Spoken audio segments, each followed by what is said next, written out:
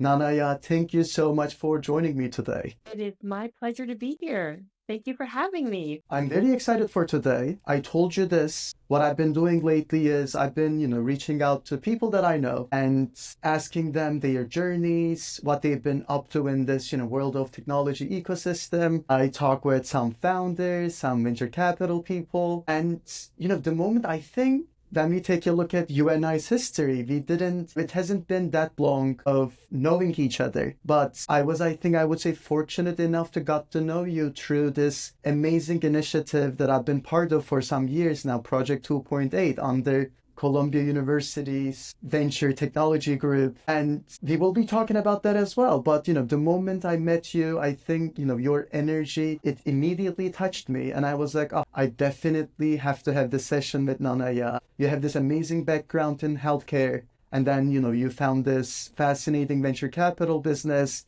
And I will be asking you all about that. And then hopefully, I also want to discuss your new role as the co-director of Project 2.8 and what is cooking, lately for hopefully the next cohorts. But, enough about, all this little introductions. I just want to immediately, ask you my first question. Who is Nanaya Mensa Thomas? Thank you so much for your kind introduction. And I will definitely tell you a little bit about myself. So originally, my parents are immigrants from Ghana, West Africa.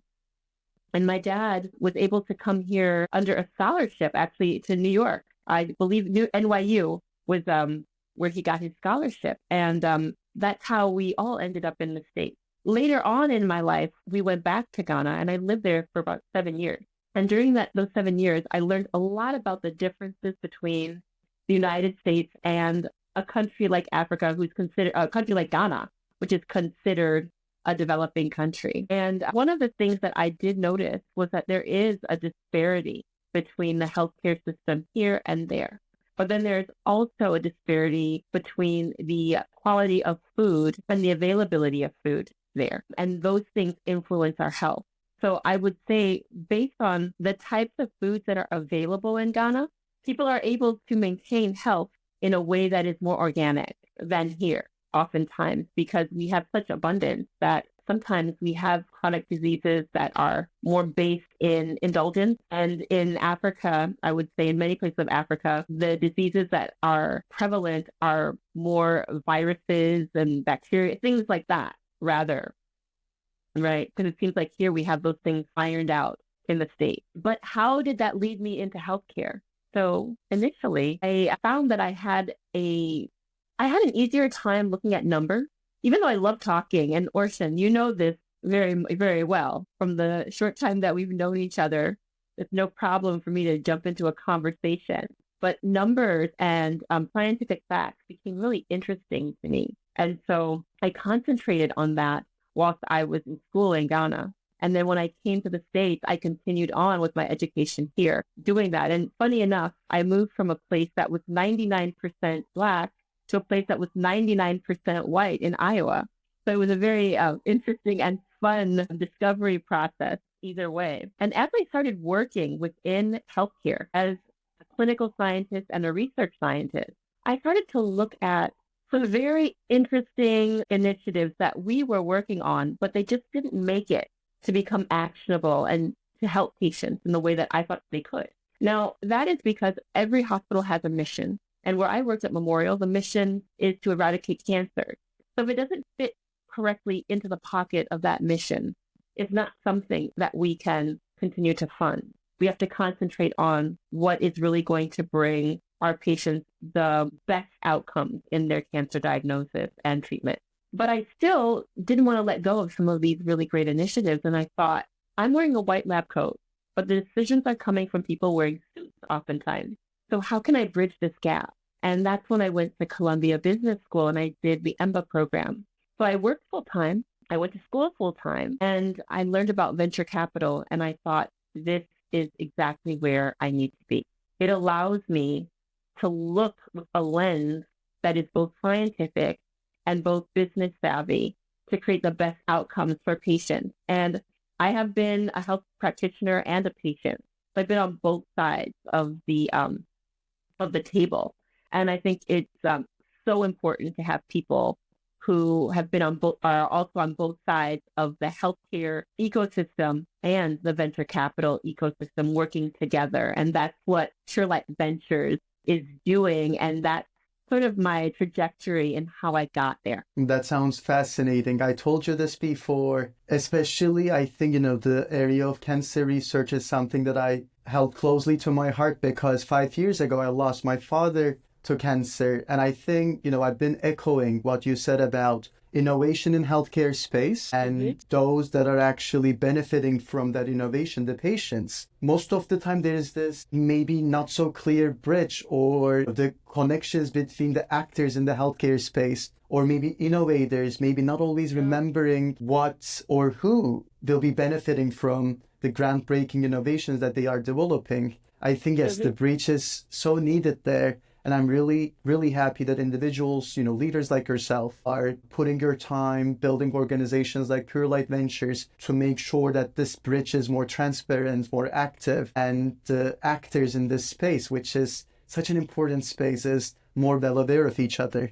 And, with that question, with that first answer of yours, I want to connect to another question, which is, basically the lessons you learned in that 20 years in memorial. And now you are funding, supporting actors, new dreamers in the healthcare space. What I would say, what are the key takeaways that you actually bring with you to the room when you enter to any room as a, this time the venture capitalist had? What are the things that you've been bringing from your 20 years of experience in healthcare? First, I'd like to say thank you for sharing again about your father and my condolences for that. And another thing that I'd like to say is that your love for venture capital and healthcare based on what you've gone through is going to help so many people because we are all inspired by what you're doing and how you are handling everything that you've gone through and how you are making the world a better place because of it. I just wanted to share that really quickly before I answer the question.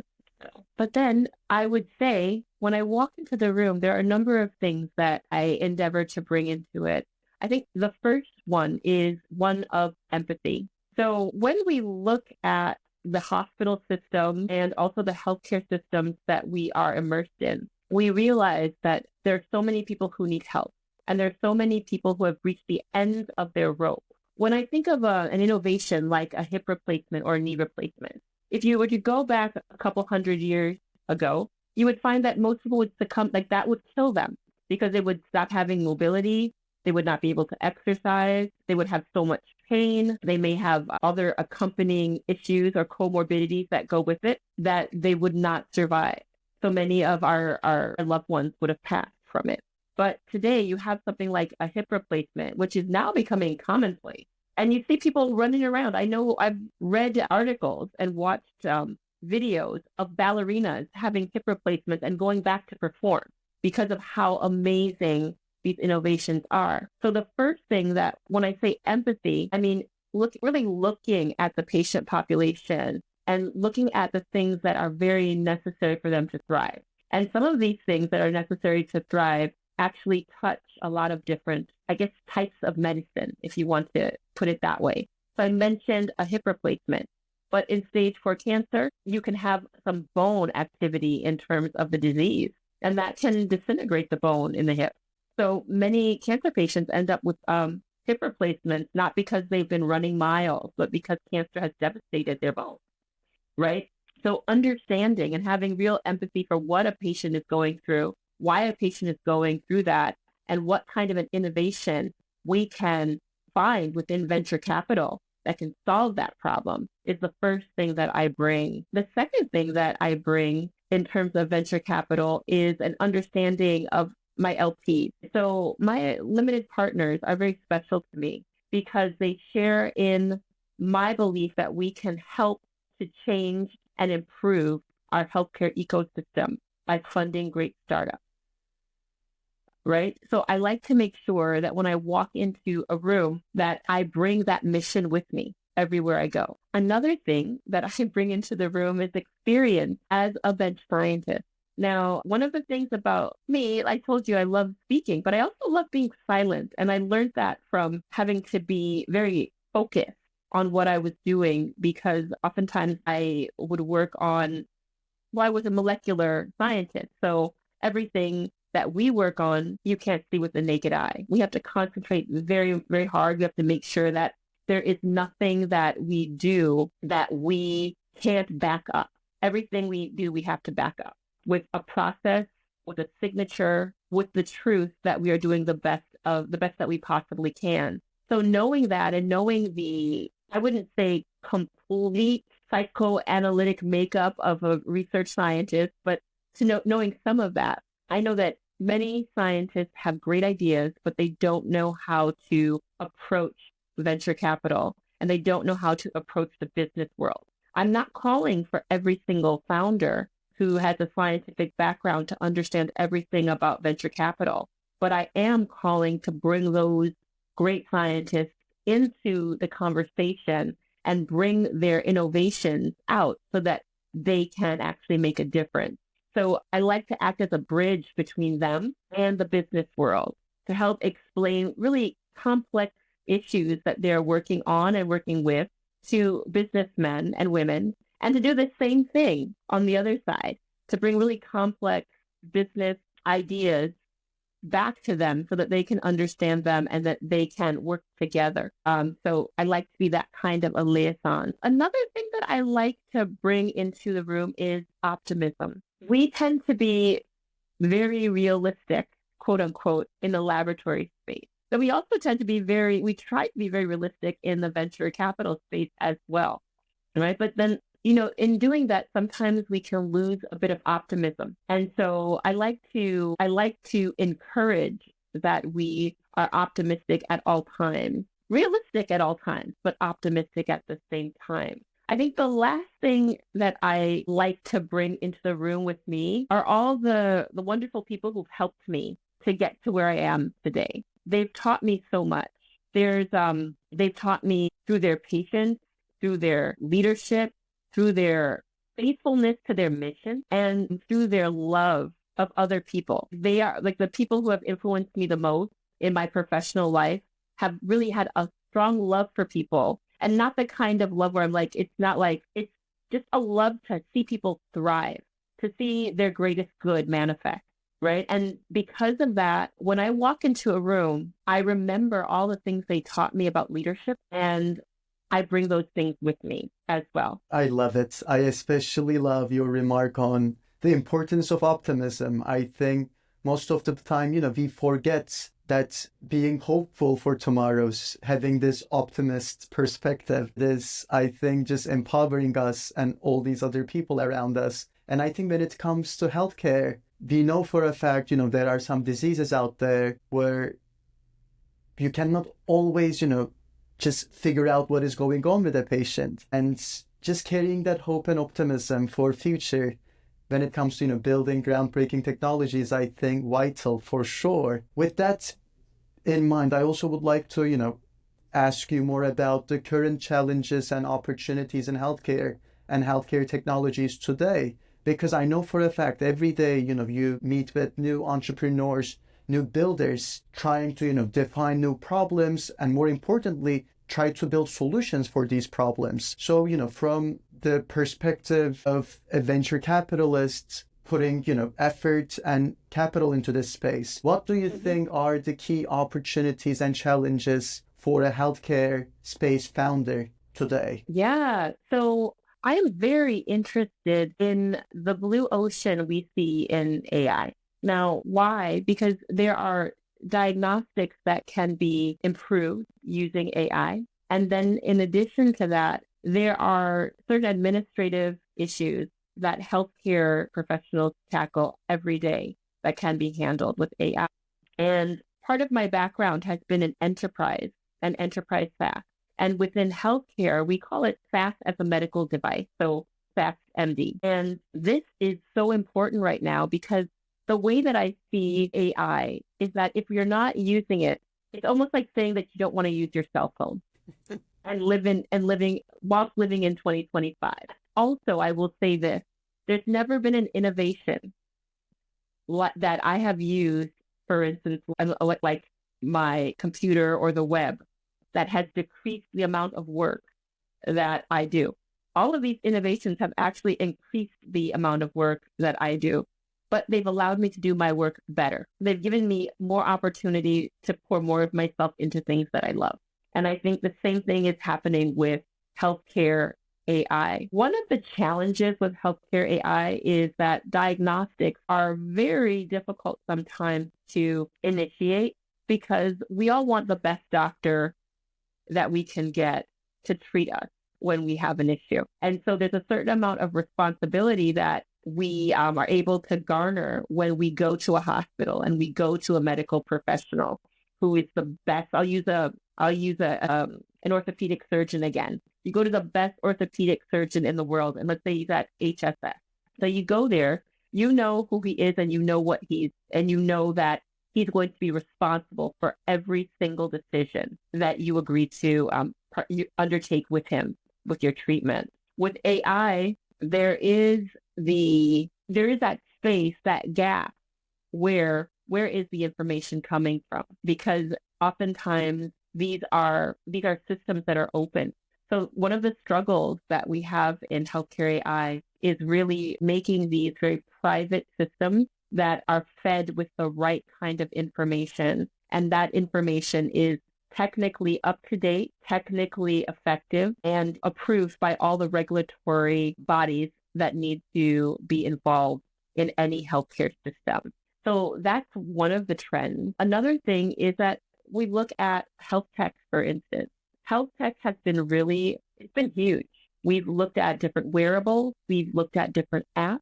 We've looked at different platforms that people have been able to go on to make certain decisions before they actually go to the doctor. So, for instance, let's say somebody has some type of wearable that tells them if they have high blood pressure. This can alert them to the need to go to a physician, right? So all of these types of innovations are really important in healthcare. Another thing, and we spoke about this earlier on my webinar, and thank you for attending.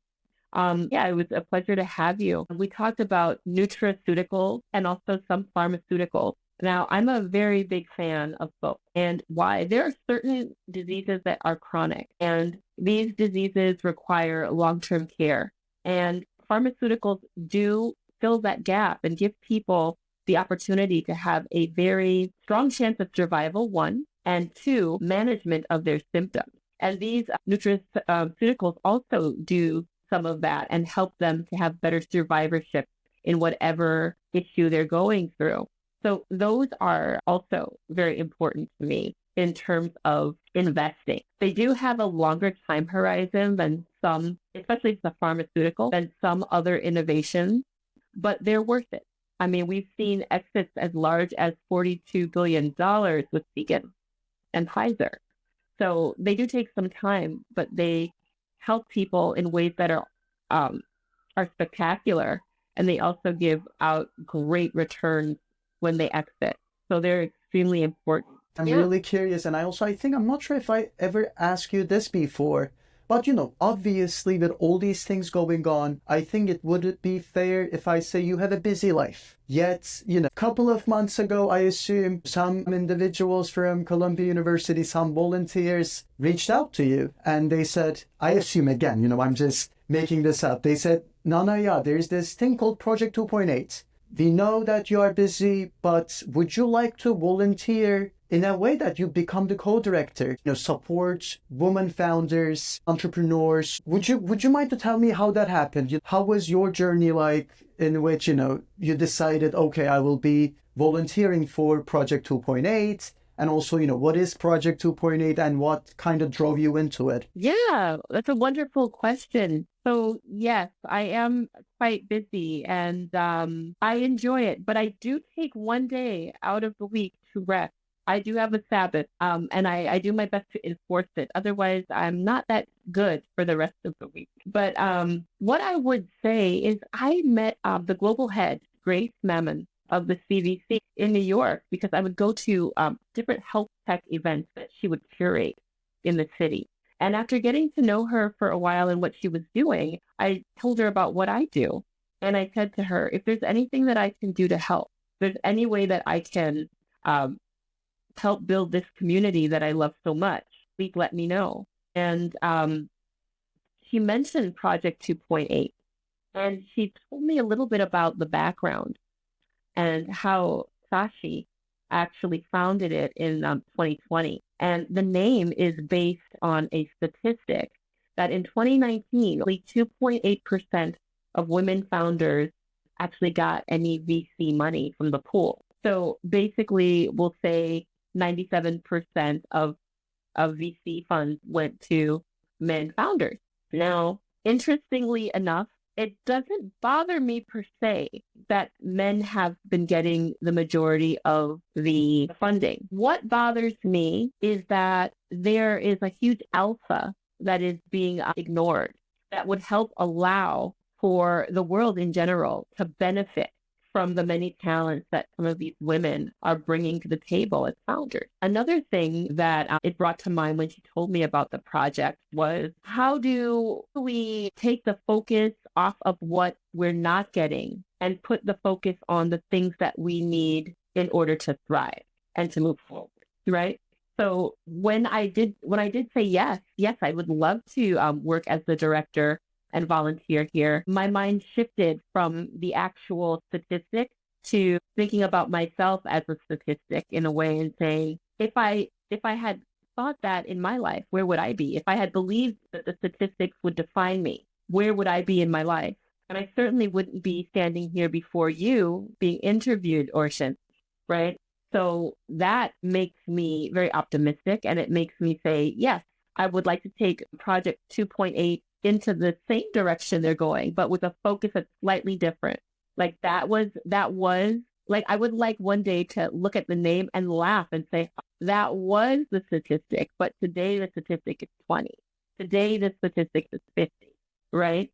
I would like to change that whole dynamic so that we as a human race can enjoy all of the best qualities and talents that every single one of us has to offer. And I think we can do that through venture capital, and we can do that through seeing more women founders, and we can do that by also connecting women founders with men founders, right? So instead of like, for the team that we have, for instance, you are on our team at Project 2.8. We don't want to leave men out. Men are so valuable to our society. We couldn't live without you. So what we would like to do is have this strong integration, as it was meant to be, of men and women working together to further bring the best out of this earth and all the things that are on it to flourish based on our interactions together and our cooperation together. Well said. I'm really excited. I told you this before. I think during my grad school experience at Columbia, one of the most rewarding, I would say, experiences I had was volunteering with, my peers, supporting all the women entrepreneurs that were part of Project 2.8's cohort, and just learning from one another in that journey. I think that was such an amazing experience, and I'm really looking forward to all these years ahead, because I know for a fact that, people supporting the organization are learning from it. Founders attending the program are learning from it. And, even the school as a whole, one unit, is learning from it. And I think it's been such a privilege to just, serve for the purpose. And I'm really excited for, the new directions that it will go along the way. And I totally also want to echo what you said about, statistics, and how sometimes it could create this delusion of maybe hopelessness or lack of optimism. And, as an individual, who studied economic and political development, I would say all my coursework was about mostly heartbreaking statistics concerning the emerging world. And in my last year, I also had a chance to do some project in Kenya. I visited a bunch of different cities in China, my hometown, Turkey. I also obviously visited a lot of different cities in my country, and seeing some of the locations that were subjected to some of my coursework as statistics, and then just going there and drinking tea with people and hearing the actual human stories behind statistics brought me a lot of hope and optimism. And I think it reminded me of something that most of the time we take for granted, that statistics are not only numbers, but they're actually telling a story about individuals which I think is just a beautiful point you made, and I just wanted to underline that. So, NanaYaa, I don't want to take, too much of your time, but as one of my final questions, I'm also curious. Project 2.8, we will hopefully be starting this year's journey with a new cohort. And in a nutshell, this is an accelerator. This is a mentorship program. This is all about bringing individuals who've been through the challenges of founders to guide them along the way. And I'm also curious, when it comes to mentorship, it is not an area that you are not familiar with. You've been serving as a mentor to different organizations. I'm just curious, when you take a look at the concept of mentorship, in what ways it shaped your perspective as an investor, and in what ways do you think the startup founders or individuals that are receiving mentorship are shaping their journeys? Very interesting. Yes. Thank you for bringing that up. I serve as a mentor for Nucleate New York and then also for Techstars. What I have found through mentorship is that we'll use optimism again, because that's a key word when it comes to the venture capital landscape. One of my friends said this to me. His name is Shane, and he said, venture capitalists have the opportunity to support great founders with great ideas, and they have faith in people. So what venture capitalists do is we don't only have faith in ourselves, we have faith in ourselves. And many of us have faith in a higher power, but we also have faith in the abilities of people. And as a mentor, I have seen that these founders flourish under the right type of mentorship. And what I find is they call these institutions accelerators for a very good reason. They're starting from point A. We are looking to take them all the way through the alphabet, right? We're not trying to take them even to point B. We want them to get to a point where they have a strong understanding. So mentorship, what it means to me is helping these founders avoid the common pitfall that founders who don't have the proper guidance fall into on a daily basis. It helps them to see problems because they've been taught about these problems before they happen and to avoid them, and to see opportunities as the true opportunities that they are and not leave them on the table. This allows the founders not to leave money on the table, I should say, because they're able to say, okay, if I make this choice based on what I learned in my accelerator through my mentor, what is the most likely outcome? Again, that's a bit of statistics, right? We're using a little statistical there, but at the same time, we can pull some information from past experiences and say, if you go down this road, this may happen. If you go down this road, this might happen. And so as a mentor, I'm able to look at I would say, the willingness of a founder to go the extra mile and put themselves through quite a vigorous set of experiences to come out on the other side to prove to themselves and to the world that what they have is worth fighting for. And so that's those are the things that I see in terms of mentorship, really getting to the nitty gritty and meeting these founders and helping these founders who really have a strong belief in what they're doing and a strong initiative that they can get behind and a willingness to fight tooth and nail for the thing that they believe in to make it become a reality. And they're so anxious for this that they're willing to go through an accelerator like Project 2.8 and work very hard to make all of their dreams come true. And some of them have dreams that aren't for them. Their dreams are for other people. Like they have family members who they are trying to help, and it's turned into a business. They have issues that they've seen in the world that may not be particularly affecting them, but at the same time, because it affects the world in general, their heart bleeds for that, and therefore they move in that direction to help solve these problems. So I also get tremendous amounts of joy from helping them. One time somebody asked me, what do I get out of it? And I said, quiet for a time, because I feel I get so much out of it that I get so much out of it in terms of meeting people and fueling that faith and hope for a better tomorrow. And I get the opportunity to possibly fund some of these amazing inventors I get the opportunity to expand my network with them and call them friends oftentimes. So, and also the people like you, Orton, and the people who help and present modules and all of the team leads, all of these people, they not only become coworkers, but they become friends. And I get to become part of their lives and they get to become part of mine. What a great answer, NanaYaa. Thank you so much. And you've been so kind to me. I think in most of your reflections, you do not only remind us, the good work that has to be done for better tomorrows, but also, the energy, the nice spirit that you should remind yourself to carry along the way so that you could, achieve for better tomorrows. So thank you so much for your time. Sure. A lot of people I'm pretty sure are reaching out to you, some reaching out to you for their professional journeys, academic journeys, healthcare founders reaching out to you to understand their businesses, Yeah. funding opportunities, and all those things. I want to leave you with one question. What advice would you give to aspiring founders, whether they're in healthcare or in some other sectors, they are thinking of applying to Project 2.8?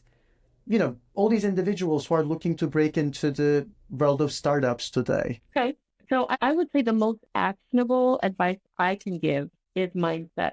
A founder's journey is a difficult one for a lot of reasons. And not everybody's journey is as difficult as another. Some of them are easier going depending on the innovation. But it takes a certain amount of patience and a certain amount of resilience to be a founder. So what I would say to any founder is to first find out their why and make sure that that why is so solid that it can be not that it can't be knocked out by a naysayer. It can't be knocked out by somebody saying no when you go to them for funding. It can't be knocked out by losing a member of your team. Let's say they move on to another team and they decide they don't want to work with you anymore. That it can't; those things can't stop your mission. Your mission has to be so dear to your heart and it has to be so deeply ingrained in you, and your belief in its possibilities to help others be so strong that through hell and high water, you will see it achieved. So that's the first thing. And I think the most important thing about being a founder. I think the second thing about being a founder that I would say is to get involved with accelerators like Project 2.8. Get involved and learn the ins and outs of venture. Because one of the things that I've seen with founders is they do know their own project in and out. But then there are certain things within venture capital that they have no idea about navigating. And so getting involved in accelerators like ours is a very huge step in learning things in a safe environment where you can make some mistakes and you can learn from those mistakes with mentors who actually care about whether or not you make it to the next level. I think the last thing that I would say for founders is that they should surround themselves with community, but they should be very, very intentional about their community. Because when you are surrounded by people who they may not be in the same exact vertical as you, but they have a mindset for growth, you will also grow. Right. And I don't necessarily think that one should be in a situation where they're always around people who are doing healthcare if they're in healthcare. I think that it's not about competition per se, but it's about exponential growth. When you are around people who are excited about what they do, excited to get up in the morning and thankful for that, and then they put all their effort into making that day the best day that they can, the best day that they've ever had, and do the best work that they've ever done, you'll find yourself doing the same in your own lane. So I would say being a competitive person is not a bad thing, but what are you competing against? Are you competing against somebody else to annihilate them, or are you competing to make sure that the good thing that you have can be shared with as many people and save as many lives or help as many people as possible? That's the kind of competition you want, right? And that kind of competition doesn't make you inhospitable to friendship, mentorship, or collaboration. It makes you it gives you more of a tendency to do that. Well said. Thank you so much for your time and your answers to all my questions, Nanaya. It's been a privilege to, have you join us. And I'm wishing you a beautiful day ahead. Thank you so much, Orchon. This has been amazing. I really am honored that you called on me to be part of your webinar. If I can be helpful in any way, please let me know. And I look forward to working with you in so many different ways. I love the beginning of this friendship. It's been very fruitful, and I'm so happy for it. Likewise, our feelings are mutual. I'm excited for especially our, days ahead in Project 2.8 and the, short to medium future. Yes, you are the lead. You are our lead for events. So this is fantastic. We have some wonderful events that we're planning, and you are spearheading that. And so I'm excited for them. They're going to be fantastic Thank you under your so much. leadership. You're very welcome.